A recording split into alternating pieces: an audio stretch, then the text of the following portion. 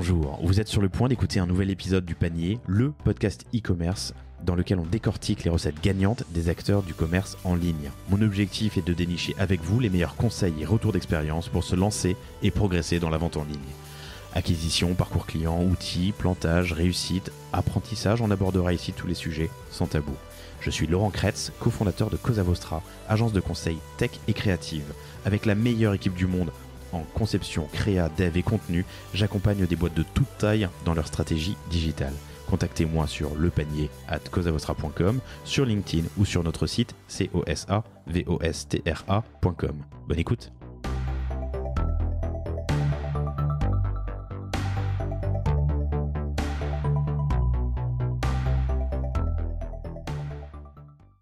Aujourd'hui, je vous raconte une très très belle histoire d'un petit business, un side business fondé par Carole et Benoît Vénessi qui s'appelle On achète français et qui recense un ensemble de produits français, made in France, de qualité et un joli petit business qu'ils ont monté en couple et qui va rapidement faire plusieurs centaines de milliers d'euros de chiffre d'affaires sur l'année.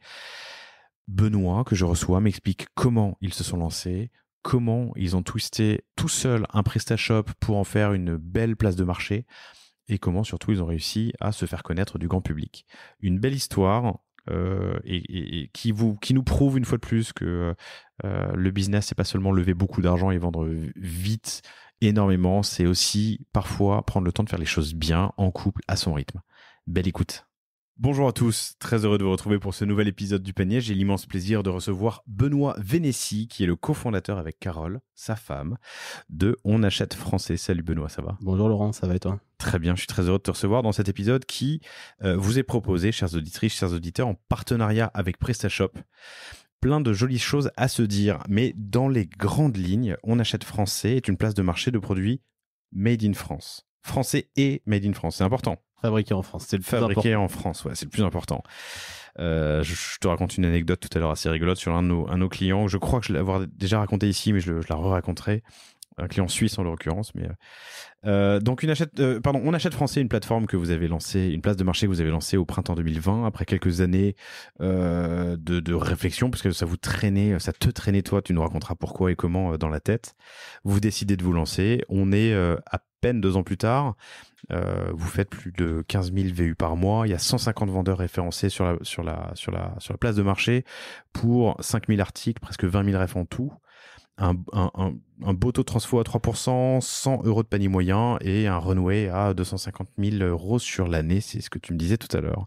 Mais c'est pas ça le plus important. Ce qui est important, je trouve, dans ton histoire, et c'est ce que tu vas nous raconter dans l'heure qui vient, c'est que c'est un projet déjà familial. Je trouve ça intéressant. Vous n'avez pas l'intention d'en faire une billion-dollar compagnie et d'aller lever des millions et des millions. Vous suivez le développement, vous faites bien. Ce qui compte pour vous, c'est la proximité avec les vendeurs. Et vous allez bientôt pouvoir en vivre. En tout cas, ta femme, Carole, en vit déjà. Donc ça, c'est le premier point. Tu nous raconteras cette histoire. Il y a des enjeux importants qui sont d'aller convaincre des vendeurs de vendre sur la plateforme. Comment est-ce qu'on va les convaincre ? Comment est-ce qu'on génère pour eux de la croissance pour qu'ils puissent vendre plus grâce à vous ? Mais surtout, et je trouve ça top, vous étiez parti d'une plateforme dont le nom m'a échappé, mais c'était... On travaillait avec Chrysalide au départ. Chrysalide, et là tu as migré il y a 1 an, c'est ça, sur PrestaShop. Tout pile. Ouais, et tu es de formation commerciale, tu fais une école de commerce, mais tu as réussi à monter la place de marché tout seul, et elle tourne bien. C'est ça, sans agence, sans développeur particulier, juste avec PrestaShop et... Avec un peu de curiosité sur le code quand même. Avec un peu d'huile de coude sur le code, avec un peu la main dans le Symfony, mais ça s'est bien passé. Mais tu n'es pas codeur. Je suis pas codeur de base du tout. Et tu as monté ça avec PrestaShop. Cool.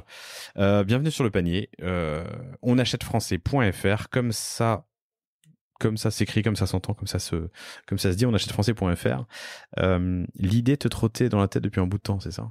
Depuis 2016, l'idée de nous trotter dans la tête. En fait, depuis toujours avec Carole, on fait attention quand même à ce qu'on achète, on fait attention à la planète, on essaye d'éviter les gros impacts écologiques sur nos achats, on essaye d'éviter tout ce qui vient du grand import au maximum.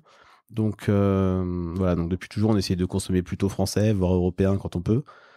Et en fait, c'est un choix qui nous a amené à réfléchir sur le fait de proposer un service à d'autres gens qui sont comme nous.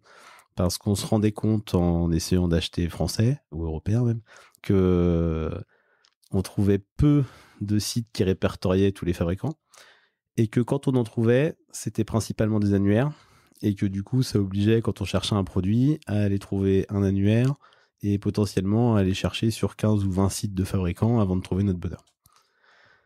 Donc ça, c'était un peu compliqué et on s'est dit, tiens, ça pourrait être sympa quand même de créer un site qui regroupe les fabricants français pour permettre aux gens de trouver au même endroit tout ce dont ils ont besoin. Et après, la deuxième chose qui nous est venue, c'est de se dire, il faut en même temps rassurer les gens quant à la fabrication. Parce que, à l'époque, je travaillais chez Monsieur Bricolage et j'étais plutôt en grand import sur le mobilier de jardin. Et du coup, je connaissais pas mal de marques françaises, mais qui fabriquaient en Asie. Et quand on allait sur ces annuaires Made in France, on retrouvait toutes ces marques françaises, estampillées France ou Made in France. Mais qu'est-ce qu'il faut pour avoir l'estampille France, justement? Estampillé France, c'est une question de valeur ajoutée sur le produit. Donc aujourd'hui, si on met pas mal de recherche et développement ou pas mal de marketing autour ou des choses comme ça, on ajoute de la valeur ajoutée sans forcément faire de la fabrication française. Donc tu peux avoir toutes tes pièces qui viennent je sais pas, du Moyen-Orient, d'Asie. On peut avoir ça. Mais t'as réfléchi, enfin t'as dessiné le produit en France, ça peut être du Made in France? Sur le papier, il peut. Alors chez nous, c'est des produits qu'on n'accepte pas. Ouais. Sur le papier, en fait, c'est une question de pourcentage avec la douane, donc sur la valeur ajoutée qu'on met sur le produit. Donc, si la valeur ajoutée du produit est principalement créée en France, on a le droit de mettre un drapeau français. Après, il y a aussi des questions d'assemblage. Il y a des fabricants qui font venir un produit quasi monté et qui vont juste l'emballer ou mettre les 2-3 dernières vis sur le produit avant de lui mettre un petit drapeau français. Mais si tu dis que la valeur ajoutée se fait sur ces 3 dernières étapes, c'est ça? Tu peux gagner le... C'est ça. Ok. Qui vérifie? Pour qui? Pour nous ou pour les autres? Non, pour les autres. Pour les autres. Le Made in France, qui vérifie? Le Made in France, il est vérifié quand on est contrôlé aujourd'hui. Donc, donc tu peux prétendre être Made in France sans être contrôlé. Et sans avoir besoin de faire valider ton... Ouais, alors souvent on est contrôlé quand même quand il y a le jeu de la concurrence qui fait qu'il y a bien des... Alors le jeu de la concurrence, il le dit avec un grand sourire, c'est le concurrent qui va dire allez voir machin, je suis pas sûr que quoi. C'est l'ami qui vous d'où bien qui va dire tiens lui il met un drapeau français alors que pas du tout. Donc non, il y a ce jeu là qui fait qu'à un moment donné quand on joue on se fait contrôler quand même. Mais voilà, et nous ce qu'on a voulu mettre en avant c'est la vraie fabrication, c'est-à-dire le fait de produire le produit, c'est moche à dire mais de fabriquer le produit en France, dans une usine ou un lieu de fabrication qui est en France, avec de la main-d'œuvre qui travaille en France. Et des produits du coup, qui sont français. Ok. Et en majorité, principalement, uniquement? Alors, sur le site, nous, c'est uniquement du fabriqué en France. Après, il peut y avoir des matières premières qui viennent d'ailleurs. Il y a des choses qui sont pas trouvables. Hein. Par exemple, on va vendre du café ou du thé sur le site. Le café ou le thé, il pousse pas en France, par exemple. Donc, ça veut dire qu'il faut le faire venir. Il pousse, mais pas bien, quoi. Ouais, il faut pas en faire beaucoup. Il y a un peu de thé qui pousse. Ouais. On arrive à produire, je crois, 2 kilos par an en France de thé. Donc, ça va pas alimenter grand monde. Tu dis ça pour rigoler? Non, c'est vrai. Non. Non, on arrive à faire pousser 1 ou 2 kilos par an de thé. C'est qui on? La France? Ouais, la France. Des agriculteurs en France qui arrivent à faire pousser du thé. 2 kilos? À peu près, la récolte. Mais c'est pas possible. C'est quasiment que dalle. Ok. Alors, c'est peut-être pas 2, c'est quelques, mais on a moins de 10, quoi. C'est vraiment un truc. J'en discutais avec Nelly Meunier, qui est la fondatrice de la Sunday Box, qui est une boîte qui permet d'envoyer de l'amour à ta famille. Et elle me disait qu'elle a essayé, mais qu'il y a des choses qu'on ne fera pas, qu'on peut pas faire en France, où on est encore meilleur. Elle en l'occurrence, c'est des composants électroniques qui viennent d'Asie, parce que on sait pas faire. Ou alors on sait faire, mais tellement cher, c'est pas un x2, x3, c'est un fois beaucoup plus que... C'est un fois beaucoup plus. Il y a des choses qu'on sait pas faire en France aujourd'hui ou qu'on sait plus faire. Il y a des choses qu'on savait faire et qu'on a envoyées ailleurs et qu'on sait plus faire aujourd'hui. Mais ouais, les composants électroniques, ça en fait partie. C'est assez compliqué à trouver en France. D'ailleurs, sur le site, on n'a pas encore de produits électroniques. On a chez Cosa Vostra un client qu'on aime énormément qui s'appelle Moser, H-Moser, c'est un horloger suisse, l'un des plus vieux horlogers suisses. Enfin, ils sont tous le plus vieux, mais ils ont bientôt 200, enfin plus de 200 ans. Et tu sais, l'horloger suisse tel qu'on l'imagine, il y en a beaucoup qui se le prétendent. Or, il y en a aucun qui le sont. Et je crois qu'il suffit que, enfin, c'est à peu près comme en France, tu fasses la dernière étape pour faire du Made in Suisse. Eux, ils ont fait une montre Alors tu peux pas être 100% suisse d'ailleurs, parce qu'en Suisse il y a pas de tannerie, donc rien que le cuir tanné doit venir en général d'Italie au moins, mais donc le 100% de Suisse n'existe pas, mais ils ont fait quand même un truc qui était assez dingue. C'est une marque très haut de gamme, hein. L'entrée de gamme elle doit être à 15 000 euros, ça monte à 50, 100, 200. C'est des montres magnifiques, je vous invite à aller les découvrir. Bref, ils ont un peu le rôle de poil à gratter dans l'industrie horlogère. Ils font des trucs assez rigolos, et il y a quelques années ils ont sorti une montre en fromage.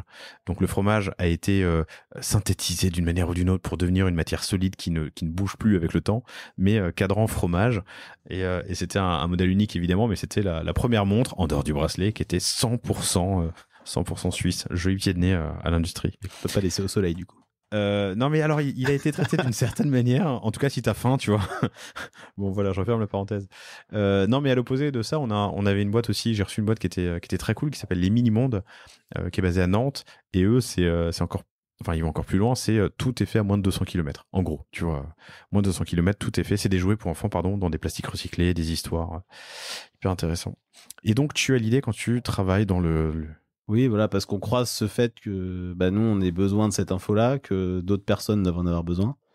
Et du coup, on se dit, voilà, il faut mixer les deux, il faut proposer un site où on regroupe tous les produits fabriqués en France, mais vraiment tous les types de produits, et où en plus, voilà, on rassure le client sur le fait que le produit qu'il va commander chez nous, il soit bien fabriqué en France. Donc ça part de là. En 2016, la logistique est pas celle d'aujourd'hui. C'est un peu plus compliqué de livrer en partant de chez le fabricant jusque chez le client final. Même les organisations chez les fabricants étaient différentes. Et l'accès à la place de marché est pareil, beaucoup plus cher qu'aujourd'hui. C'était des sommes à 6 chiffres facilement. Donc en 2016, on se dit que c'est une bonne idée, mais que le marché est pas tout à fait prêt, et nous non plus, à se lancer dedans. Donc on range l'idée dans un carton. Et fin 2019, donc Carole, qui était plutôt dans la RH depuis une bonne dizaine d'années, on avait assez de son travail, a voulu se recycler en disant faut que je vois autre chose, faut que je porte des valeurs qui sont les nôtres, et pas des valeurs qu'on me demande de porter et qui sont pas les miennes. Et du coup... Alors, j'aimerais bien te demander son âge. C'est indiscret à ce moment-là? À ce moment-là, alors attends, aujourd'hui elle a 35 au lancement. Ok. 35 au lancement. Volonté de sens, envie de sens, voilà, envie de raison, sens, de pourquoi, et envie de défendre des choses que tu as envie de défendre. Et cette idée-là, malgré tout, ça faisait 3 ans qu'on l'avait dans la tête. Alors même si elle était au fond d'un carton, elle était jamais bien loin. Donc voilà, donc là l'idée ça a été de dire ok, je plaque tout et on se lance dans On Achète Français. Et alors ça faisait, le nom de domaine on l'avait aussi depuis 3 ans, c'est-à-dire que l'idée était enregistrée dans un carton, mais le nom de domaine était déjà à nous. Alors c'est pas mal parce que ça te crée, je sais pas si vous le savez, chers auditrices, chers auditeurs, mais dans le score SEO d'un site, il y a l'ancienneté du nom de domaine, et plus il est vieux, plus il a on appelle ça de l'autorité. Donc 3 ans c'est mieux que rien, donc c'est cool. C'est hein. Ouais. Donc on l'avait, donc c'était quand même un projet qu'on voulait lancer. Mais attends, juste avant le lancement, avant d'arriver à cette phase, vous dites que c'est un projet que vous pouvez porter tous les deux. Ouais. Parce que la vie de couple est suffisamment simple pour rajouter en plus. Non mais c'est beau, les histoires familiales, il y en a beaucoup sur le panier. C'est un enjeu quand même. Non? Ouais, et nous on a un problème, c'est qu'on a besoin d'action toujours et de lancer des nouvelles choses. Donc en fait, il y a un truc qui est sûr, c'est qu'on s'ennuie jamais chez nous. Et que dès qu'on a un creux, on trouve quelque chose à faire. Donc voilà, donc là on s'est dit on va lancer ça. Ça va nous faire du boulot le soir et les week-ends, ça c'est clair. Une vraie vie d'entrepreneur quoi, mais du coup c'était super sympa. Mais vous décidez de le faire à deux. Et on décide de le faire à deux, on s'associe 50-50 d'ailleurs. S'il y en a un qui est pas d'accord, il peut rien se passer d'autre. Donc, et le contrat de mariage, il est comment? Il est pareil? Il est pareil, communauté de biens classique. J'en parlais ce matin avec une candidate on parlait de l'entrepreneuriat, du fait de s'associer. Tu sais que les embrouilles entre associés, je crois que c'est la cause numéro 1 ou numéro 2 de la mort des entreprises en France. C'est logique. Et je lui disais, quand tu passes, ton couple c'est sympa parce que tu vas au resto, tu vas en vacances, t'as des moments positifs, tu fais des choses.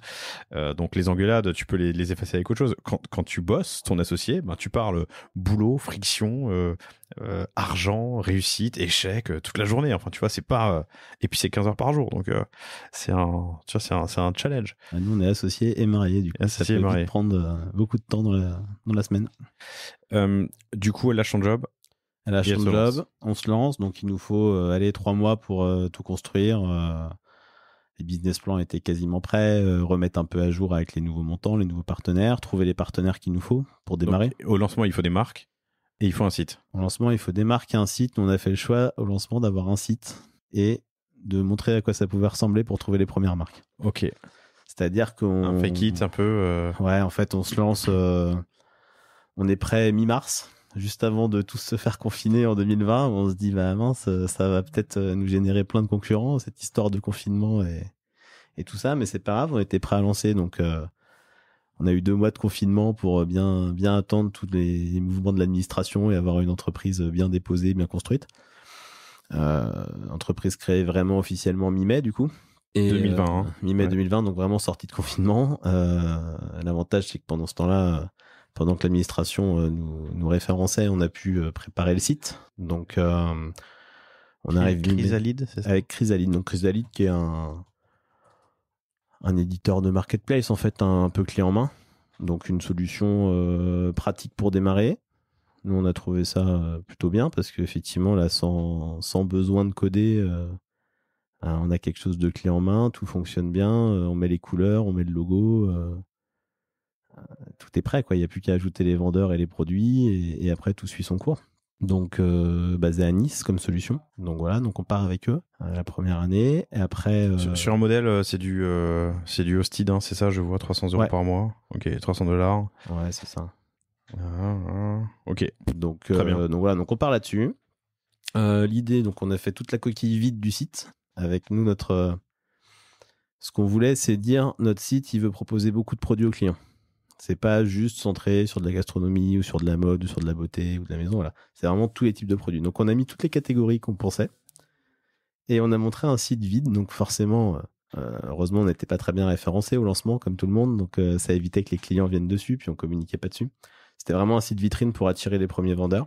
Ça, c'était mi-mai. De mi-mai à mi-juillet, on a rentré une vingtaine de vendeurs à peu près. Ok. Et grâce au site, grâce à quoi? Comment tu les as cherchés? Ouais, en fait, aux annuaires, justement, aux fameux annuaires qu'on utilisait déjà, aux produits qu'on avait à la maison aussi, hein, parce que comme on consomme nous-mêmes français, il y a plein de choses qu'on avait chez nous. On s'est dit, tiens, ça c'est français, ça c'est français. Donc, on prenait les noms, on les mettait dans notre petit fichier Excel. Et qu'est-ce que tu leur demandais en échange? Et est-ce que tu leur demandais quelque chose en échange? Ouais, complètement. En fait, du coup, on a 2 formules chez nous. Alors, en fait, au début, au lancement, on n'avait même qu'une seule formule, parce qu'on a considéré que, comme on dit, ce qui est gratuit n'a pas de valeur. Donc, si on les fait venir sans abonnement, nos vendeurs, ils allaient moins bien s'occuper du site et de leurs produits et de leur référencement. Ils allaient juste rentrer en se disant c'est gratuit, on s'en occupera pas. Donc, on se dit on va démarrer avec un abonnement mensuel ou annuel et une commission. Donc, l'abonnement, il était de 100 € par an ou 10 € par mois et la commission 10%. C'est l'un et l'autre. Ouais. Ça, c'était notre modèle économique de démarrage. Volonté d'avoir un abonnement accessible pour toucher tout le monde. Et une commission de marketplace à 10%, qui est parmi les plus faibles du marché. Ouais, c'est ça, c'est pas très cher. Donc l'idée, c'était de dire on offre une bonne solution aussi pour les gens qui n'ont pas forcément 50 € à mettre tous les mois, donc 500 € par an pour vendre sur une marketplace. Donc c'était notre positionnement. On démarre, on prend les premiers. Alors après, on s'appuie aussi sur des connaissances, on s'appuie sur des produits qu'on a à la maison pour trouver les premiers, sur des gens qu'on connaissait de nos vies passées aussi, et des marques qu'on connaissait de nos vies passées, qui ont décidé de nous suivre et qu'on remercie. Pour le coup, des gens comme Grofilex, comme Burger en jardin, comme EDA David aussi sur tout ce qui est pot. Voilà, qui ont décidé de nous soutenir et c'est très bien. Et après, du coup, et Morel aussi, allez, je vais faire tous ceux qui nous ont soutenus au départ. Et voilà, donc du coup, après, on démarre comme ça. Fin juillet, on se dit, allez, on a suffisamment de catégories, même si à l'époque, on doit avoir 300 produits sur le site. On se dit, allez, on a assez de catégories alimentées, on démarre, on l'ouvre aux clients, on fait une petite publi réseaux sociaux, on commence à faire du référencement. Voilà. Donc, fin juillet, on l'ouvre. Première vente, juillet 2020. Ouais. Juillet 2020. Première vente, il y a 2 ans. assez vite. Bon, après, première vente, c'est amis, famille. Je crois que la première personne qu'on connaissait pas, elle a quand même acheté peut-être une semaine après le lancement. Donc, on s'est dit, c'est chouette. Hein c'est un bon signal. Et après, depuis, on a grandi. Mars 2021, on se dit que on commence à être un peu à l'étroit sur la solution Chrysalide. Pourquoi? Qu'est-ce qui te manquait? Il nous manquait pas mal d'options marketing, pas mal d'évolutions aussi parce que voilà, on est sur un format qui est assez bloqué, qui est super pour démarrer, mais on a considéré que on n'avait pas la possibilité de faire des codes promo par exemple, on n'avait pas la possibilité de faire des gros imports et des mises à jour automatiques. On avait une API, mais qui pouvait être bloquante si on avait des trop gros catalogues à rentrer, trop gros catalogues à mettre à jour. Donc on s'est dit, il faut qu'on trouve une autre solution. Et donc on a étudié un peu. Et on s'est dit que PrestaShop était une bonne solution. Cool, on y revient dans une seconde. J'aimerais juste revenir sur cette première année, donc entre juillet et mars, en gros, 2021, juillet 2020, mars 2021. Tu m'as dit qu'il a fallu à peu près une semaine pour faire tes premières ventes de gens que tu ne connaissais pas. Donc ça, c'est cool, hein, la première vente qui tombe de quelqu'un qui ne fait pas partie de ton entourage, c'est top. Quelle technique avez-vous utilisé pour le lancement? Quel levier et activation? Lancement réseaux sociaux et de l'Ads Google, hein, comme tout le monde. Je pense que l'Ads Google, aujourd'hui, on peut sur du produit ou sur la noto, sur la marque? Au début, sur la marque. Ok. Voilà. En fait, on était principalement SIA, hein, donc voilà, et sur la notion de marque, de fabrication française et quelques premières notions de produits qu'on pouvait avoir. Ok, compris. Et donc une année se passe, vous arrivez en mars 2020, tu te sens un peu à l'étroit sur Chrysalide et tu te demandes comment passer à l'étape suivante. C'est ça. J'imagine que là, tu as pas mal d'options sur la table. Tu peux lever des fonds et te prendre une grosse solution. C'est ça. On peut lever des fonds, partir sur une grosse solution type WithaPlace ou autre, hein, ou Miracle ou n'importe quoi. Voilà. Donc là, c'est un certain coût. On rejoint les coûts qu'on avait en 2016 quand on chiffrait les projets.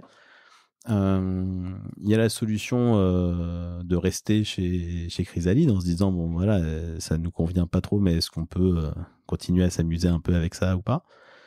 Et il y a la solution de partir sur quelque chose d'accessible en tarif, dans lesquels on peut quand même mettre les mains dans le code et avec des possibilités d'ajouter des options. Donc voilà, on retombe sur du PrestaShop ou du WooCommerce par exemple. Donc l'autonomie faisait partie des critères pour toi? Ouais. Par rapport au code, par rapport aux évolutions, par rapport... C'est ça, pouvoir avoir quelque chose d'évolutif en fait qui puisse répondre à nos besoins, aux besoins de nos clients, aux besoins de nos vendeurs. Donc on est parti de ce qu'on avait sur Chrysalide. On s'est dit déjà il faut qu'on retrouve tout ça parce que ça nous sert bien. Et après on a rajouté tout ce qui nous manquait. Le travail que tu as fait, c'est donc de lister un peu toutes les fonctionnalités ou en tout cas tout ce qui te convenait que tu voulais garder, et ensuite de lister les fonctionnalités. Et ça t'a permis de passer au tamis des solutions? C'est ça. T'as écrit un cahier des charges? Non, tu fais tout en interne, donc t'as pas... Alors je l'ai écrit, on l'a écrit pour nous. C'est un cahier des charges assez simple. On s'est dit voilà, aujourd'hui on a toutes ces solutions-là, faut qu'on les retrouve. Un petit tableau, on est très Excel dans la famille. Donc, un petit tableau Excel avec tout ce dont on avait besoin, les noms des différentes solutions et la petite croix quand ça matchait. Donc voilà, et on s'est arrêté sur PrestaShop. Qui est une solution open source, gratuite, française. Oui, mais Made in France, ça compte. C'est ça. Non, mais en vrai, ça compte? En vrai, ça a compté. Ok. Bah, en vrai, quand tu finis le benchmark, tu te dis bon bah soit t'as WooCommerce, soit t'as PrestaShop. PrestaShop déjà est plus orienté vente en ligne, donc il nous intéressait plus, et le fait qu'il soit made in France, bah, ça colle complètement à ce qu'on veut faire. Donc tu te dis on est vraiment dans l'histoire qu'on va raconter et dans ce qu'on veut vraiment mettre en place, donc c'est vraiment la bonne solution. Alors si on n'avait pas eu le choix, on serait parti ailleurs, mais si la solution existe, qu'elle est viable et qu'elle est intéressante, bah, on va privilégier la française. Tout à fait. En plus, WooCommerce, alors qu'il y a une bonne solution, mais c'est un add-on de WordPress. C'est vrai que c'est pas le cœur du métier de WordPress. C'est ça. Donc ça a joué, et le fait que ça soit français, en plus, on s'est dit c'est incroyable, c'est français, donc allez, on n'hésite pas plus longtemps, on y va comme ça. Tu peux me raconter la mise en place? Ouais, mise en place. Donc ça, c'est au printemps 2021. Ouais, au printemps, c'est au mois de mars. On doit se dire tiens, on va poser tout ce qu'on veut. On a réfléchi. Il a fallu 2 mois pour bien poser le cahier des charges, analyser les différentes solutions. Et du coup, je pense que mi-mai, quasiment un an après le lancement de Chrysalide, on passait à autre chose, quoi. Et du coup, on s'est dit, on va commencer à construire PrestaShop. On s'est dit aussi que c'était le bon moment parce qu'on avait peut-être une grosse 50aine de vendeurs à ce moment-là, et que plus on attendait, plus la migration allait être compliquée. Parce que la migration, on l'a faite nous-mêmes, donc recharger les clients, recharger les vendeurs, recharger les produits, c'est un peu de travail quand même. Donc on s'est dit ça peut être aussi le bon moment de le faire tant que... C'est à peu près linéaire avec les chiffres que tu m'as donnés? Ouais. Là tu m'as dit aujourd'hui 150 vendeurs et 5000 fiches clients, donc 50 vendeurs, 1800 fiches clients? Fiches produits, ouais. Fiches produits, pardon. Un peu moins parce qu'on a... en fait, l'avantage de PrestaShop, c'est qu'on a rentré des gros catalogues. Ok. Donc on avait 1000, 1200, un truc comme ça, 1100, 1200 produits. À la mano ou avec... On a fait des exports et des imports automatiques, heureusement. Mais en fait, une question que je pose souvent à mes clients et même à nous en interne quand on fait des migrations, c'est que tu sais, tu as un ratio en termes de volume et d'efficacité d'export et de script d'export où tu te dis que un copier-coller à la mano, à la chaîne, avec des plateformes, alors soit avec une petite main, soit avec des plateformes comme Amazon Turks ou en France, il y a Full Factory, et au final, plus efficace et moins onéreuse que faire les bons scripts d'export qu'il faut développer, lancer, faire tourner. Mais bon, ça c'est un autre sujet. Ouais, après on avait possibilité d'exporter quand même facilement, alors il fallait rebricoler un peu les fichiers pour que ça se réimporte bien, mais c'est vrai que les exports-imports sont plutôt bien passés. Après on a fait tourner quelques crawlers pour récupérer toutes nos URL parce que fallait quand même qu'on perde pas notre SEO non plus, donc forcément, en migrant, on a des nouvelles adresses, donc il a fallu qu'on... Et du coup, ce plan de redirection, c'est toi qui l'as fait aussi ? Ouais. Il faut quand même... alors, je l'ai dit, t'es pas de formation tech, mais il faut quand même un peu de curiosité et de... On s'intéresse à ce qu'on fait, donc ouais, c'est vrai que... Et t'as appris sur le tas. Ouais, sur le tas, complètement. Donc un plan de redirection pour passer d'une plateforme à une autre, faire passer des crawlers. Alors en gros, les crawlers, c'est des robots qui vont aller sur un site et nous lister toutes les adresses disponibles. Et forcément, l'adresse, je sais pas, site.com/produit1, qui sur le nouveau site sera site.com/produit/produit1 ou /produit/1 par exemple. Il faut dire à Google où est passée l'ancienne fiche qui était indexée. Sinon, on a une perte SEO. Donc ça s'appelle pour faire ça, il faut un crawler pour lister les adresses. Ensuite, il faut faire un plan de redirection. Et en fait, un plan de redirection, c'est quoi ? C'est un petit fichier qui dit à Google, hey, tu te souviens le produit qui était sur site.com/produit1, il est maintenant sur site.com/1. Ok, et donc ça, tu l'as fait toi-même. Ouais, après, on a un module sur PrestaShop qui nous permet aussi, une fois qu'on a tout notre fichier CSV bien rempli, on le charge et voilà, on a passé peut-être 3000 lignes entre les vendeurs, les produits, les recherches, qui sont redirigées et ça nous a évité de perdre notre SEO. Ok. Mais il faut faire attention. Après, on s'est pas mal renseigné. C'est vrai qu'on se dit, tiens, danger d'une migration, c'est quoi ? Perdre le SEO. Ok, faut qu'on trouve la solution. Et ce plan de redirection, en gros, c'est une question de mapping. Tu te souviens du nom de l'outil que vous avez utilisé ? L'outil, le crawler, je sais plus. Et après, le module qu'on a sur PrestaShop, il s'appelle SEO, redirection, quelque chose comme ça, un truc relativement simple. Ok, et standard. Cool. Et on a migré, on a fermé une journée, du coup. Une fois que tout était prêt, on a fermé un dimanche. Et on a fermé un samedi soir, assez tard. Et on a rouvert un lundi matin très très tôt. Pourquoi t'as fermé ? Parce que on voulait pas... on avait un peu de temps de propagation quand même sur les domaines, comme chez Chrysalide, on redirigeait. On dirigeait vers le site Chrysalide. Donc, à un moment donné, quand on a décidé d'arrêter le Chrysalide pour rediriger, forcément, il y a eu un moment donné où il y avait un peu de perte.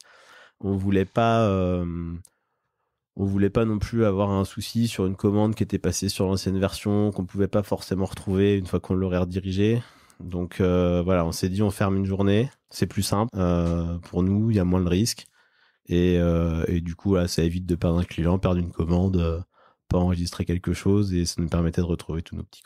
Donc, ce qui est hyper important, chers auditrices, chers auditeurs, si vous passez par là un jour, c'est que ça se révise, une migration. Une fois qu'on est prêt pour la faire, on la fait à blanc pour voir tout ce qu'on peut faire et où ça bloque. Et dans toutes les actions qu'on doit faire pour une migration, elles se listent, évidemment, elles se préparent en amont. Il y en a un certain nombre qu'on peut faire à blanc, d'autres qu'il faudra faire le jour J et on aura la réponse, on va dire, que le jour J. Mais typiquement, migrer des fiches clients, des fiches produits, des commandes en cours, c'est important de savoir qu'est-ce qui risque de bloquer. Ce qui est plus complexe, c'est et qu'on teste qu'une fois en ligne, en vraie ligne. Enfin, c'est les plateformes de paiement, ce genre de choses où il faut un ensemble de tests au moment où la mise en prod est faite et que les migrations sont finalisées, lancées. Ok. Après, en plus, on est avec MangoPay, nous, sur les paiements, donc... Effectivement, il fallait dire à MangoPay, on ferme côté Chrysalide, on ouvre côté PrestaShop. Donc là, il y a un peu de... autoriser certaines URL. C'est ça. Un peu de choses qui se font en live. Et du coup, on a préféré prendre... on aurait pu maintenir l'autre site ouvert et se dire, s'il y a une commande passée, elle sera enregistrée quand même. On s'est dit, à un moment donné, on exporte toutes les dernières commandes. On avait déjà chargé toutes les plus anciennes. On a exporté peut-être 2 derniers jours qui nous restaient, qu'on n'avait pas réexporté, qu'on a réapporté dans le site. On a fermé l'ancien. une journée et on a rouvert le lundi. All good? Tout s'est bien passé? Tout s'est bien passé. Très bien. Si tu devais le refaire, tu ferais exactement pareil, hein? Qu'est-ce que tu changerais? Qu'est-ce que tu ferais mieux? Non, je pense que je ferai à peu près pareil. On testerait tant peut-être mieux, hein. plus de choses parce que après, depuis, on a rajouté pas mal de modules. Donc, c'est vrai que le site de test, il a chauffé un peu quand même parce qu'on rajoute des choses. Donc, on se dit, est-ce que si on devait le faire, on ferait pas plein de tests avant pour partir avec d'autres versions qu'on a remis derrière? Parce que depuis 1 an, il a quand même bien évolué, même sous PrestaShop. Peut-être. Après, sinon, non, je pense qu'on fonctionnerait de la même façon parce qu'au final, ça s'est bien passé. On a retrouvé toutes nos fiches produits, toutes nos classifications, tous nos vendeurs, tous nos clients, tous nos historiques. Voilà, on n'a pas eu de commandes. Les commandes en cours sont bien transférées comme étant en cours. Voilà, on a bien tout identifié. Donc, Bon, formidable. Tu trouves ton bonheur avec PrestaShop? Ouais. Ça fait donc maintenant un peu plus d'1 an que vous êtes dessus. Quelles principales évolutions tu as menées? Pas mal de choses à destination du client. Alors en fait, il y a 2 choses qu'on a menées, à la fois côté vendeur et simplification pour nous, et à la fois côté client. Côté client, on va avoir toute la notion de, déjà le site est plus sympa. Il est un peu moins figé qu'avant. Il est beaucoup plus évolutif. On peut faire un peu plus de choses. On peut avoir des pages d'accueil plus dynamiques, on peut avoir des bandeaux, on peut avoir pas mal de choses. Voilà, on peut faire des codes promo de temps en temps. On peut gérer par exemple les soldes. Là en ce moment, sur l'ancienne version, comme on pouvait pas vraiment importer, on démarrait les soldes alors qu'on avait moins de produits. Je pense que le temps que tout soit chargé, parce qu'on n'a pas le droit de démarrer avant 8 ou 9 heures du matin, donc le temps que tout soit chargé, je pense que les soldes chez nous, ils étaient à 100% chargés à 14 ou 15 heures. Et Carole était ravie de passer sur chaque fiche produit. Et pareil en clôture de soldes. Voilà. Donc là aujourd'hui, par exemple sur les soldes, on gagne un temps fou parce qu'on les saisit 2 semaines avant, 3 semaines avant, 1 semaine avant. Et ça nous permet d'avoir les soldes qui démarrent pile au bon moment et tous ensemble sur le site en même temps. Ça, c'est quand même de la facilité d'utilisation. Avec nos vendeurs, ça nous a aussi permis de rentrer des gens avec des plus gros catalogues, parce que les imports produits sont faciles. D'avoir des mises à jour automatiques de stock pour certains vendeurs aussi qui ont des stocks un peu... des qui vendent variations beaucoup rapides. chez eux, qui vendent sur d'autres sites, qui ont des variations rapides. Ça nous a permis d'avoir des possibilités de mise à jour de stock ou de prix automatique. Voilà, donc de rentrer des plus gros catalogues, rentrer des plus gros vendeurs, faire tout ça. Donc ça, c'était quand même plutôt intéressant. Donc voilà, et puis côté client, toute la partie utilisateur, avoir un blog bien géré à côté, avoir un bon espace de suivi, des mails avec des URL de tracking, enfin tout ce qui va bien, quoi. Tu utilises quoi comme pour l'emailing et pour le CRM? Alors en CRM, on vient de passer chez HubSpot. Pourquoi? Pour nos vendeurs, parce qu'en fait, on était avant sur un fichier Excel, qui est sympa quand t'as 250 ou 300 contacts. Et après en commerce, voilà, on en fait un peu, on est plusieurs à en faire, hein. Carole peut en faire, moi je peux en faire. On a des stagiaires aussi, des fois qui viennent nous aider en commerce, pour le coup, qui font de la prospection. Et quand on est trop nombreux à toucher un fichier Excel, des fois il est pas toujours rempli de la même façon. Excel ou Google Spreadsheet? Non, un vrai Excel. Un vrai Excel. Ah oui, alors Excel et la collaboration. Oh, pardon, je vais m'attirer les foudres de Microsoft. Voilà. Oui, je sais que maintenant on peut le faire, mais quand même, Google, un spreadsheet en ligne ou un Airtable, c'est à plusieurs. Voilà. C'est quoi? Non, puis tout le monde ne remplit pas de la même façon. Et puis, au début, c'était un fichier de prospection. Donc, on disait premier envoi de mail, deuxième envoi de mail et on appelle, en fait. Un schéma assez classique. Sauf qu'en vrai, c'est jamais ça qui se passe. T'as un premier envoi de mail, un deuxième envoi de mail, peut-être un troisième, peut-être qu'à un moment donné t'appelles, puis après faut renvoyer un mail. Donc en fait, quand tu commences à avoir ça qui traîne depuis 2 ans avec un truc qui était prévu pour 3 contacts à la base et qu'il y a des gens qu'on a peut-être contactés 10 fois depuis 2 ans parce qu'ils ont de nouvelles questions, parce qu'ils ont besoin d'autres infos, donc ou parce que c'est pas le bon moment et qu'il faut les rappeler 6 mois après. Donc voilà, et là Du coup, tu passes sur HubSpot. Ouais. Alors ton appréhension, non. Alors ta plus loin préhension générale de HubSpot. C'est tout récent, hein, ça peut être un peu, j'ai pas le terme en français, overwhelming en anglais. Il y a beaucoup de choses, non? Enfin, tu vois, il y a beaucoup de choses. Après, comme on part d'un truc qui était relativement simple, en fait, on gérait à l'entreprise et au contact. C'est toujours géré à l'entreprise et au contact. Donc, en fait, c'est plutôt sympa. On a trouvé le côté HubSpot qui charge aussi tout seul des données d'entreprise qu'on n'a pas forcément sur les tailles, sur des localisations, sur des choses comme ça. Pour des gens qu'on prospecte sur leur site internet qui va être répertorié de base. Enfin, des choses comme ça qui étaient assez sympas en fonctionnalité. Et voilà, puis le vrai plus, c'est qu'on est sur la version gratuite qui est déjà super complète. Donc, T'es sur la version gratuite de HubSpot. Ok. Et tu peux la lier à ton Presta? Ouais. Par API? On l'a pas fait encore. Ouais. Parce qu'après, ça nous sert surtout pour la prospection des vendeurs. Parce qu'aujourd'hui, le fichier qui a démarré avec peu de lignes, il en fait 1300. Sachant qu'on en a 150 ou 160 de l'autre côté qui sont déjà passés vendeurs. Qu'on en a quelques-uns qui ont refusé de venir. Donc on a peut-être 1500 noms ou 1600 noms en fait dans ce fichier. Donc on a surtout chargé pour les vendeurs et les prospects vendeurs et pas les clients. Après, demain, ça peut être une évolution qui sera faite de charger les clients dedans. Mais les clients, ils sont liés avec Sendinblue aujourd'hui pour les envois de newsletters. Donc c'est la question suivante. Sendinblue pour les newsletters, que tu peux lier à HubSpot aussi. Ouais. Vous l'avez fait? Non. Ok. Non, en fait, il est juste lié à notre PrestaShop. Ok. Bah, pour les emailing, newsletters, pour les anniversaires, pour ces choses-là. Tu m'as dit un runway à 250K sur l'année à venir, ça fait et panier moyen à 100K, à 100 euros, pardon, 100K, ce serait beau. Ça serait pas mal. Ouais. Ça fait 2500 ventes. C'est ça? Ouais. J'ai une bêtise? Ouais. Et donc autant de clients, t'as du repeat un petit peu? Ouais, de plus en plus. Alors, on n'en avait pas beaucoup au départ, hein, forcément. De plus en plus. Et on a aussi des gens, on les voit dans le comportement. En fait, on fait beaucoup de Google Shopping, nous. Hein. Il y a peut-être 60% du trafic qui vient de shopping aujourd'hui. Et donc, on a des gens qui rentrent vraiment sur un produit avec la volonté d'acheter un produit. Et en moyenne, avant d'acheter ce produit, ils vont faire 7 pages. Ok. Et sauf que les 7 pages, et nous, c'est quelque chose qu'on trouve de très sympa parce que c'est vraiment ce qu'on voulait construire. Et en fait, ces 7 pages, ils les font sur d'autres types de produits que sur ceux sur lesquels ils sont rentrés.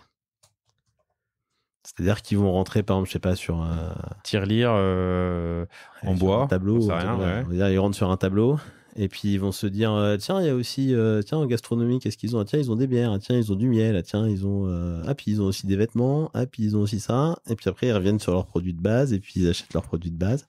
On a des gens qui font tout de suite un panier groupé avec plusieurs vendeurs. Mais sinon, voilà, on a des gens qui vont faire un premier achat. Et comme le premier va bien se passer et qu'ils vont le recevoir et qu'ils vont être contents, ils vont revenir après sur le site et ils vont refaire un autre achat sur des choses qu'ils ont vues. Ils vont nous garder en tête aussi. Voilà. Et toi ensuite, alors le multivendeur dans un seul panier, c'est toujours un truc un peu complexe dans les places de marché. Toi, tu dispatches ensuite tes ordres, tes commandes. Ça se fait bien. Le seul truc qui est plus compliqué, c'est les frais de port, parce qu'aujourd'hui, un client qui va commander chez 3 vendeurs, potentiellement, il peut avoir 3 frais de port. Ouais. Voilà. Donc, c'est la seule chose, mais c'est normal, ça part de chez chacun de nos vendeurs, donc on va pas, on est obligé de les traiter comme des commandes uniques, en fait, les commandes multivendeurs. Tu es obligé de le traiter comme une commande unique. Toi, tu peux communiquer avec les sites des revendeurs et avoir des frais de port. Mais du coup, qu'est-ce que tu indiques comme frais de port au client final? Comme s'il avait commandé le total. Comme s'il avait commandé chaque produit, en fait. En lui expliquant. C'est pour un tel, pour un tel, pour un tel. Ça crée de la friction? Pas trop. En fait, ça peut créer de la friction, les frais de port, toujours. Hein. Après, nous, on est toujours surpris. Je pense qu'on a des clients qui viennent chercher du service. Et en fait, la livraison à domicile, même si ça a été dévalorisé par certains de nos confrères, c'est un vrai service. C'est génial. Voilà, c'est-à-dire qu'on est à la maison, c'est livré, même le point relais, c'est un vrai service. Ça évite de partir faire les courses, de devoir chercher son produit dans un magasin et de devoir rentrer chez soi. Donc, il y a quand même des gens derrière, c'est-à-dire quelqu'un qui va préparer une commande et quelqu'un qui va livrer la commande. Donc, c'est des choses qui se payent quand même en notion de service. Sur les produits chers, on les intègre, forcément.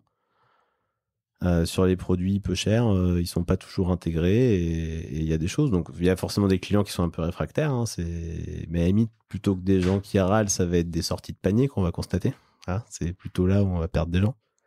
Alors, du coup, je reviens, et c'était pour ça que j'allais dans cette direction, sur ton CRM et Sendinblue.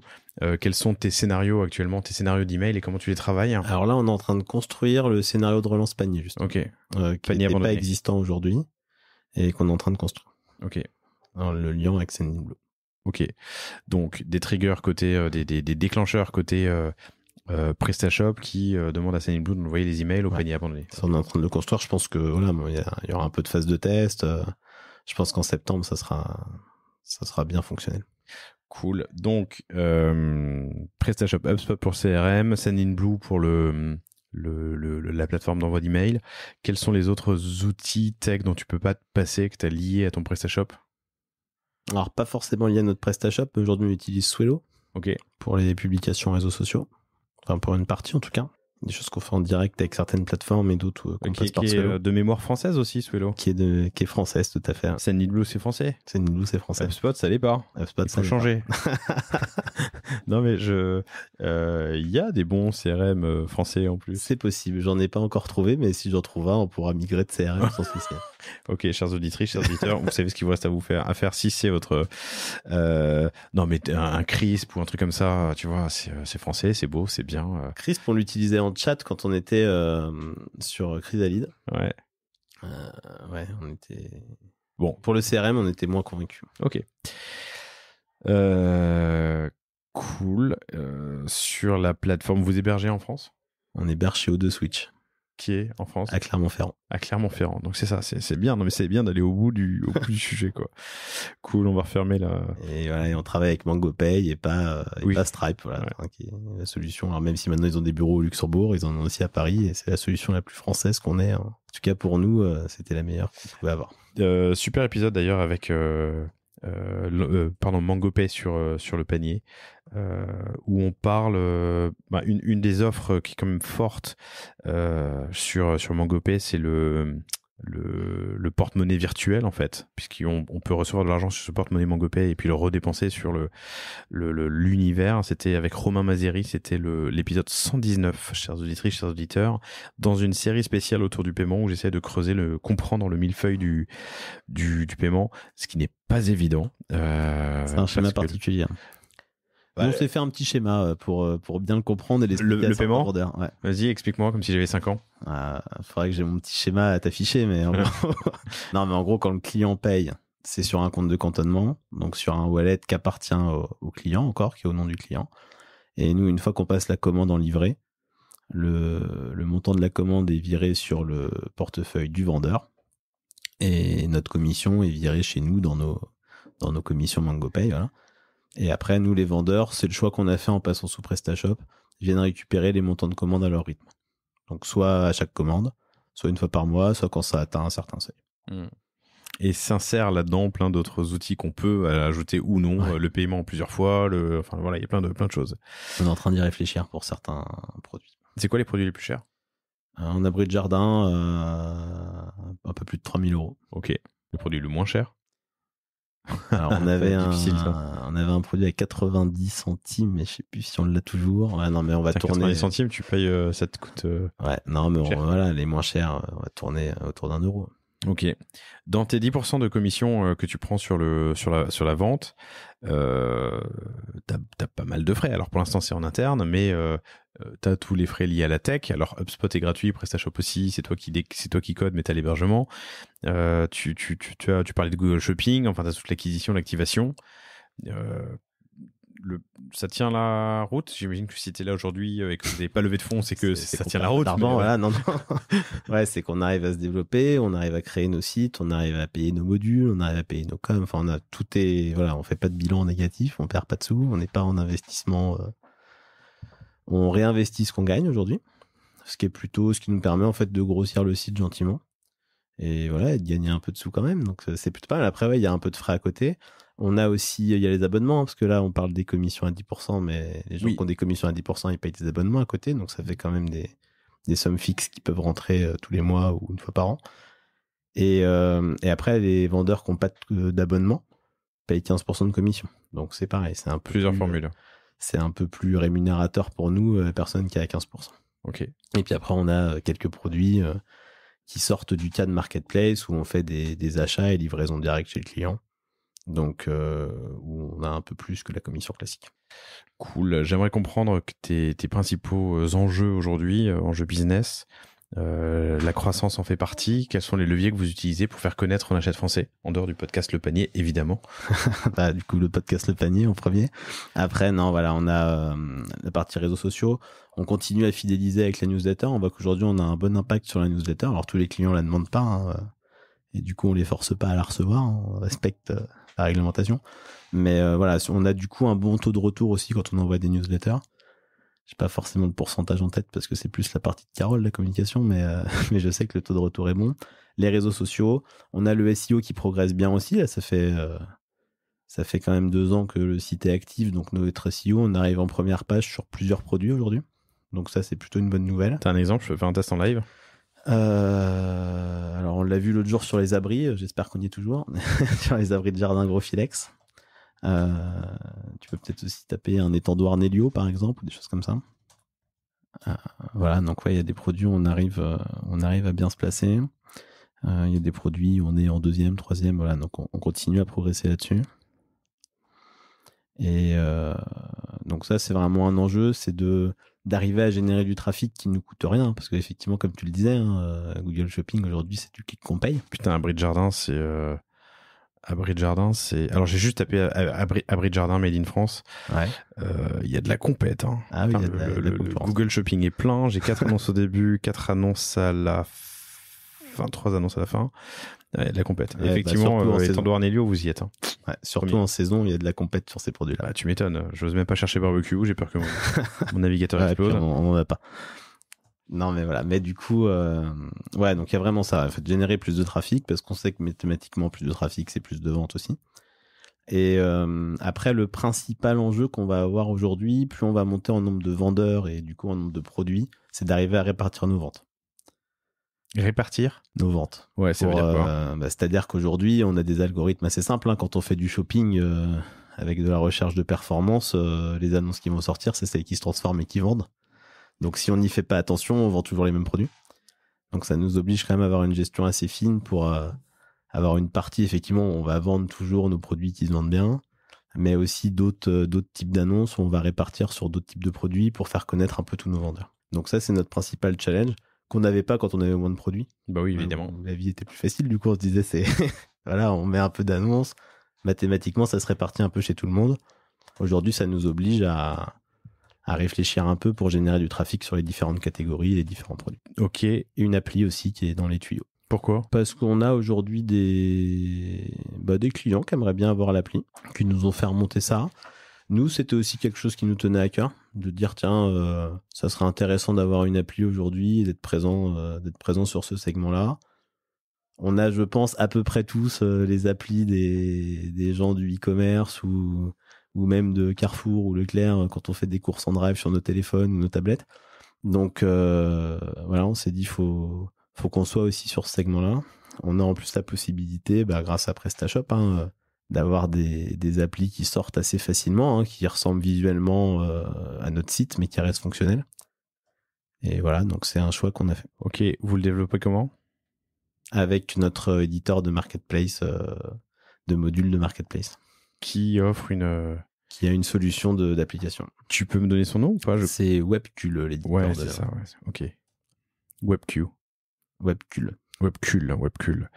Très bien. Très bien. Je reçois à la rentrée Choose, qui fait des choses très bien aussi en mobile et qui m'a annoncé des taux de croissance incroyables grâce au mobile. Tu me diras dans un an, on fera un catch-up. Qu'est-ce que ça a donné. Donc un premier enjeu, c'est la croissance du trafic, différents leviers dont tu m'as parlé. Le dernier étant l'app mobile. T'as un enjeu aussi de disons légitimité et réassurance. Le Made in France, il y a beaucoup de produits.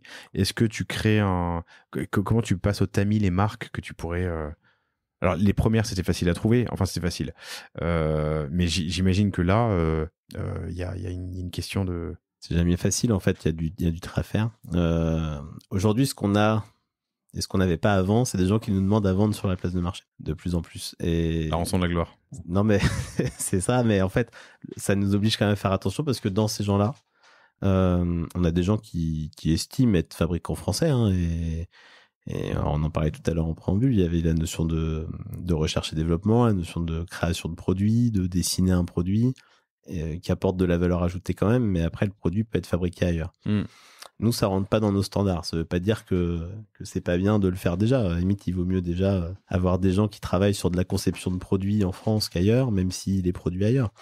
Nous, ce qu'on défend, c'est le vrai côté fabrication, et du coup, voilà, ça nous permet quand même de trier déjà un peu les marques et les produits. Et après, on a plusieurs façons de vérifier aujourd'hui qu'un produit est fabriqué en France. Il y a déjà tous les vendeurs peuvent pas avoir accès au site pour vendre leurs produits tant qu'il n'y a pas quelqu'un de chez nous qui les a eu au téléphone. Ça, c'est notre garde-fou. Après, une fois qu'ils sont créés sur la plateforme, ils peuvent ajouter tous les produits qu'ils veulent et on les repasse, nous, 2 à 3 fois par semaine pour voir ce qui a été créé et être sûr qu'on est bien sur un catalogue Made in France, notamment sur certains qui font un peu de fabrication française et un peu d'import. Donc, on a des points de vigilance. C'est bien respecté. Et si c'est le cas, je peux lister mes produits français, mais pas tous mes produits, c'est ça? C'est ça. Si c'est le cas, c'est ça. Donc, c'est juste, ça fait partie des choses qu'on liste quand on les a au téléphone, sur lesquelles on est vigilant. Et puis, contractuellement, il y a des engagements forts de respecter cet engagement-là avec des grosses pénalités en face, parce que ça pénalise tout le monde. Il suffit d'une ref sur les 5000 qui sont sur le site aujourd'hui pour tout que casser. Quelqu'un la trouve, ouais, bien sûr. Et alors, sans les citer, parce qu'il y en a beaucoup, mais il y a des gros acteurs qui font aussi des sélections de produits Made in France, enfin, soi-disant Made in France, justement. Il y a tout. Nous, aujourd'hui, effectivement, on en voit des gens qui font des sélections de Made in France. Il y a plein de produits qui sont vraiment Made in France et il y a quelques produits qui sont de marque française mais pas fabriqués. On le sait parce que c'est des gens qu'on a soit refusé de contacter, nous, quand on faisait nos listes sorties d'annuaires, soit qu'ils nous ont contactés et qu'on a refusé sur le site après avoir échangé avec eux. Donc, après, c'est logique. Nous, on a une vraie fonction de proximité, en fait, avec nos vendeurs et nos clients. Et c'est vrai que cette proximité nous permet vraiment de savoir comment tout le monde travaille. Ça nous permet aussi de répondre à des demandes improbables. On a des fois des clients qui nous appellent pour un produit sur mesure, en rideau de porte, par exemple. Ou, voilà, on nous appelle, on dit ouais, j'ai un truc de cette taille-là, est-ce que vous pouvez me le faire? Si on connaît pas nos vendeurs, on leur dit attendez, on va se renseigner, puis on vous redit, et puis on n'est pas trop sûr. Et puis si on les connaît bien, les gens avec qui on travaille, on peut soit leur dire non si c'est pas possible, soit leur dire oui c'est possible, on va vous faire un devis, on va vous regarder tout ça et donnez-nous ce qu'il vous faut. Donc voilà, en fait ça a l'avantage de faire gagner du temps à tout le monde. Ok, t'as quoi comme ambition? Vous êtes à 150 vendeurs pour l'instant? Aujourd'hui, à 150 vendeurs et 5000 produits, on a un site qui est bien rempli. On a quelques catégories qui sont encore un peu vides. On a peu de catégories pas activées, mais on en a encore quelques-unes. Je pense à des choses comme des instruments de musique, par exemple, ou autres qui sont encore en France, encore en retrait. On a quelques-uns qui font en France. Après, c'est plus des petits fabricants, des artisans qui n'ont pas toujours la possibilité de faire des productions en quantité, de pouvoir expédier tout ça. C'est pour ça qu'on n'en a pas. On est un peu juste en bière aussi, parce que ça voyage assez mal. Voilà. Donc, il y a eu une explosion, j'ai plus le chiffre en tête, là je le cherche, mais une explosion des micro-brasseries en France. Tout à fait. Quelques dizaines il y a 10 ans, aujourd'hui on est à quelques centaines, si je dis pas de bêtises, voire un petit millier. Ouais, ça doit être des chiffres de ce type-là. Alors après, les micro-brasseries aujourd'hui, sur des sites comme les nôtres, il y en a plein qui peuvent pas vendre parce qu'en fait, le principe de la micro-brasserie, c'est qu'ils ont des petites productions et que 90%, ils arrivent à vendre leur production peut-être dans un rayon de 20 km. Voilà. Donc, ils font un peu de marché de temps en temps. Ils ont des gens qui passent à la brasserie. Donc en fait, ces gens-là, ils vendent ce qu'ils produisent, donc ils n'ont pas besoin de faire plus. Et après, sur d'autres qui peuvent vendre, on a un produit qui est quand même relativement lourd, relativement fragile et qui coûte très cher à expédier. Et qui est pas très cher en lui-même. Parce que si on achète une bière de brasserie un peu artisanale, c'est 4 ou 5 euros. Donc voilà, même si on en met, on va dire qu'on achète un paquet de 6, on va être entre 25 et 30 euros. Le carton renforcé, l'expédition, le poids, parce qu'on est sur quelque chose d'assez lourd, ça coûte vite 15 euros à expédier, quoi.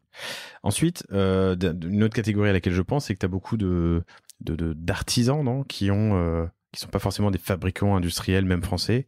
Enfin, industriels qui ont, disons, industrialisé, même dans des petites quantités, mais l'artisanat est présent aussi. L'artisanat est présent aussi.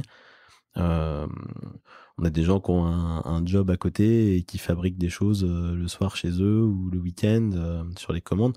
On a quelques produits où on annonce des délais d'1 semaine, par exemple, parce que tout est fait à la main. Donc, par exemple, un bracelet, quand il va être commandé, il n'y a pas 150 références de bracelets en stock. Donc, au moment où on le commande, l'artisan en face, il a tout ce qu'il faut pour le monter. Il faut qu'il l'assemble et qu'il l'expédie. Donc on est sur certains produits sur du à la demande ou du sur mesure. Cool. C'est intéressant aussi que maintenant les gens viennent vers toi. Ça veut dire que c'est une sorte de récompense de notoriété, quoi. C'est ça. Que les marques t'appellent. Ouais. Ça nous fait plaisir. Après, il y a aussi des gens, voilà, il y a des gens qu'on a contactés à un moment donné, qui ont attendu qu'on grossisse un peu, qui reviennent. Il y a des gens qui nous découvrent en cherchant. Alors, on peut tomber sur des articles qui parlent de nous. On doit avoir un peu de mots-clés aussi sur de la marketplace made in France. Donc, quand ils cherchent ça, forcément, ils nous trouvent. Voilà, donc c'est intéressant pour nous. Alors, dernière question, juste très pratique. On enregistre le 1er juillet. Ça fait une semaine, un peu plus d'une semaine que c'est les soldes. Cet épisode sortira dans quelques semaines, plutôt courant de l'été. Je vois un gros bandeau, banneau, tu vois, bandeau, banner, ça fait un banneau. Pardon, chers auditrices, chers auditeurs. Gros bandeau de solde. Ça marche, un impact? Ton apprentissage sur le sujet, c'est quoi? Ouais, ça marche. Alors, on a en plus des filtres après à la catégorie. On a quelques produits qui marchent très bien en solde, notamment les produits avec des bonnes valeurs de base, forcément, qui sont remisés. Produits pour la maison, par exemple. Voilà, donc oui, ça marche. En fait, ça permet d'attirer. La banner, elle a cet avantage d'être présente sur tout le site. Donc même si on rentre sur n'importe quel produit, on voit qu'il y a un endroit où on parle des soldes. Donc il y a quand même un vrai intérêt aujourd'hui pour les clients à se dire tiens, déjà ils fabriquent en France, c'est cool. D'habitude ils vont voir d'autres produits. Et aujourd'hui il peut y avoir d'autres produits, mais qui en plus sont en solde. Salsa, la truffe d'été. En solde, chers auditrices, chers auditeurs. Et des montres, tiens. Il y a des montres, effectivement. Made in France. Tout. Le boîtier, le boîtier, le bracelet. Le mouvement, ok. Après, il peut y avoir des pièces d'horlogerie qui viennent d'ailleurs. Cool. Ça fait 2 ans que vous avez lancé. Quand on a préparé cet épisode de mémoire, tu m'avais dit qu'il y avait quand même une grosse accélération des ventes. Vous aviez fait en l'espace de quelques mois beaucoup plus que sur la première année. Tes apprentissages, si on prend un peu de hauteur avant au courant de ce break estival, tes apprentissages sur ces 2 premières années, c'est quoi? Je dirais que PrestaShop nous a fait du bien.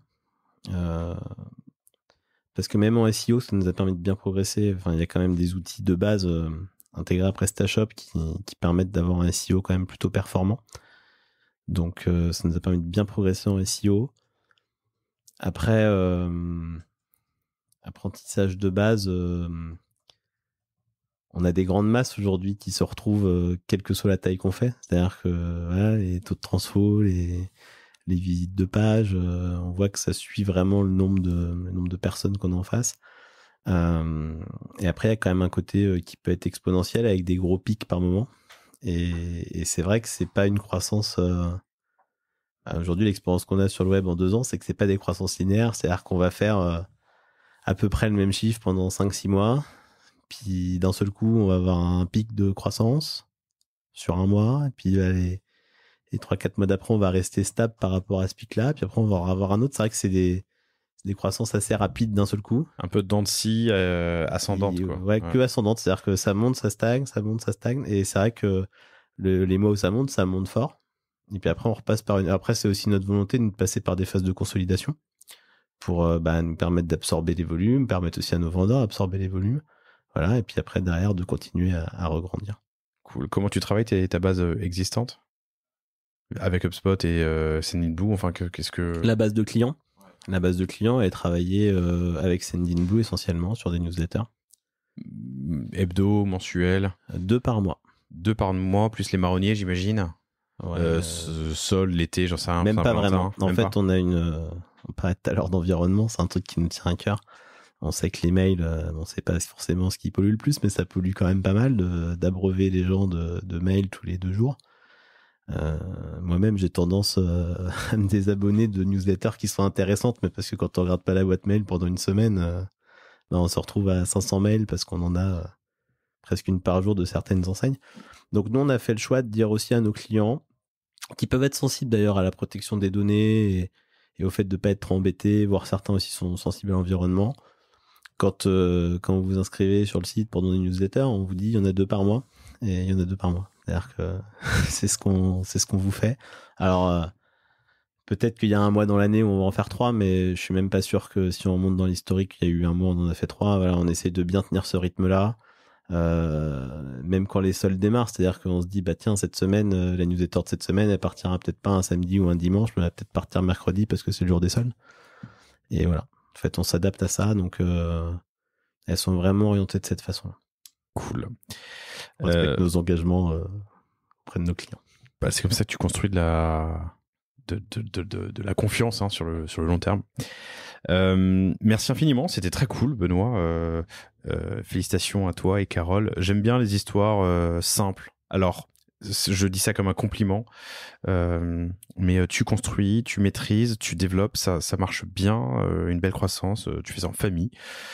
Pour ça, j'ai énormément de respect pour toi, enfin pour vous en tout cas, mais c'est une très très belle histoire. Merci infiniment d'être venu la partager avec nos auditrices, nos auditeurs. Qu'est-ce que tu me racontes dans un an? Bah, j'espère que je te raconterai qu'on a encore plus de vendeurs. Ouais. Après, quand je dis encore plus de vendeurs, c'est peut-être juste doublé, hein, parce que, comme je disais, on construit gentiment. Demain, 300 vendeurs, on aura un site qui sera toujours bien plein, on aura sûrement activé des nouvelles catégories qui nous manquent aujourd'hui, et un chiffre au moins x4. Eh ben écoute, l'ambition est posée, on en reparle dans un an. Chers auditrices, chers auditeurs, j'espère que cet épisode vous a plu. Allez faire un tour sur onachètefrançais.fr. Si vous avez des questions, Carole Vénétie ou Benoît Vénétie sont évidemment disponibles sur LinkedIn. Et n'hésitez pas, n'oubliez pas, courez vous inscrire à la newsletter du panier sur lepanier.io. J'y envoie chaque semaine les épisodes de la semaine, les principaux enseignements, mais aussi quelques news e-commerce, inno et tech qu'il ne fallait absolument pas rater. Dernier message, n'oubliez pas non plus de nous appeler si vous avez besoin d'aide pour du design, des parcours utilisateurs, du développement front et back, et évidemment de la prise de parole, de l'activation. Courez vers Cosa Vostra, on prendra soin de vous. Benoît, merci infiniment. Merci beaucoup de m'avoir invité. Je suis toujours touché quand les gens font Benoît, arrive d'Orléans, même pas à côté d'Orléans, pour venir enregistrer avec moi. Je suis toujours touché. Je me dis, mais dis donc, c'est très sympa parce que je ne mérite pas ça. Mais en tout cas, l'histoire est top. J'espère qu'elle vous a plu. Bon retour. Eh ben merci, et merci pour l'invitation. Et de la même façon, s'il y a des questions de clients ou de partenaires vendeurs potentiels, sur le site, vous avez un numéro de téléphone, une adresse mail. C'est nous qui sommes au bout du fil ou de la boîte mail. Donc, n'hésitez pas à nous contacter. Merci. Merci à toutes et à tous. À bientôt. Salut. À bientôt. Merci d'avoir écouté cet épisode du panier. J'espère qu'il vous a plu. Si c'est le cas, et même si ce n'est pas le cas, abonnez-vous pour ne rater aucun épisode. Parlez-en autour de vous et laissez-moi un commentaire sympathique sur Apple Podcast. C'est ce qui m'aide le plus à remonter dans les classements. N'hésitez pas non plus à le partager à chacun de vos contacts dans le business. Chaque nouvel auditeur intéressé est une victoire. Si vous avez besoin d'un accompagnement tech et créatif, que ce soit pour votre site internet, votre stratégie de contenu ou d'inbound marketing, n'hésitez pas à me contacter à l'adresse lepanier@cosavostra.com. À bientôt.